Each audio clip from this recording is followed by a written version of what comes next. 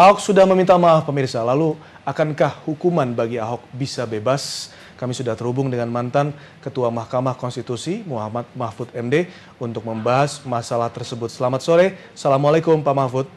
Waalaikumsalam, Zaki. Baik, apa kabar Prof hari ini? Baik, saya sedang di Jogja, minta maaf dari studio ya. Iya, siap, terima kasih Prof untuk waktunya juga. Prof Mahfud, untuk permintaan maaf yang kembali disampaikan oleh Gubernur nonaktif Basuki Cahayapurnama kepada umat Muslim, begitu. Hal ini juga harusnya bisa diambil positif atau juga ditanggapi dengan positif oleh semua pihak, begitu ya, Prof ya? Iya, betul.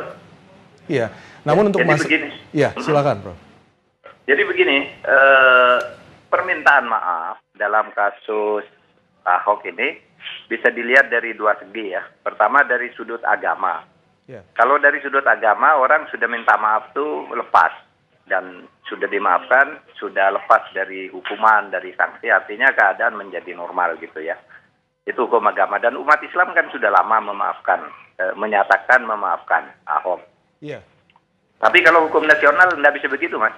Hukum nasional itu ada hukum pidana. Nah, di dalam hukum pidana, dimanapun, itu tidak ada maaf. Meskipun secara maaf itu kalau di dalam hukum nasional itu hanya ada di dalam hukum perdata.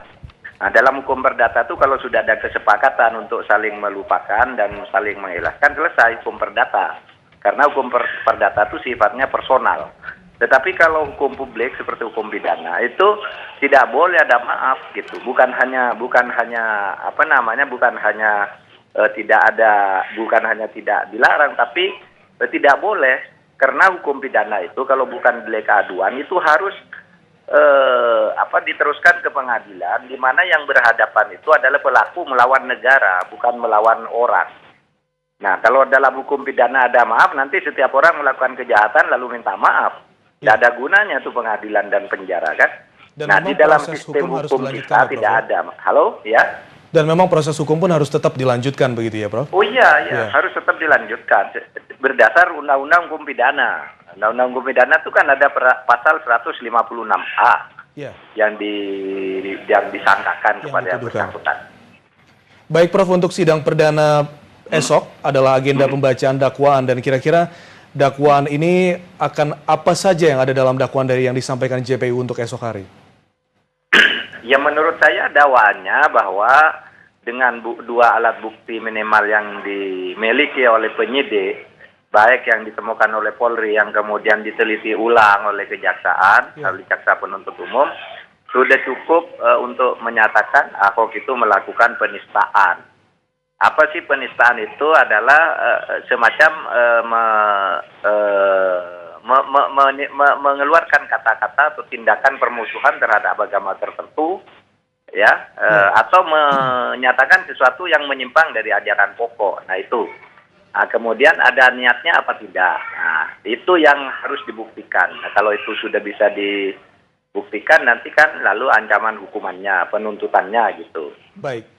Prof Mahfud sebagai mantan Ketua Mahkamah Konstitusi, juga sebagai tokoh di Indonesia, tentunya ada satu kekhawatiran yang sama dengan seluruh masyarakat Indonesia juga dengan masalah persidangan ini. Karena besok tidak hanya Ahok, pelapor dan terlapor yang menunggu, tapi seluruh masyarakat Indonesia. Seluruh masyarakat Indonesia. Dengan adanya, apakah akan disiarkan secara langsung atau tidak, Anda lebih prefer yang mana, Prof? Lebih memilih yang mana begitu?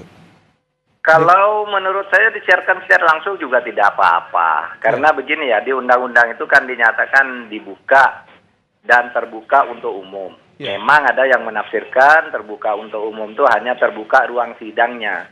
Tetapi di dalam perkembangan IT kan, terbuka untuk umum itu artinya masyarakat harus diberi akses yang seluas-luasnya.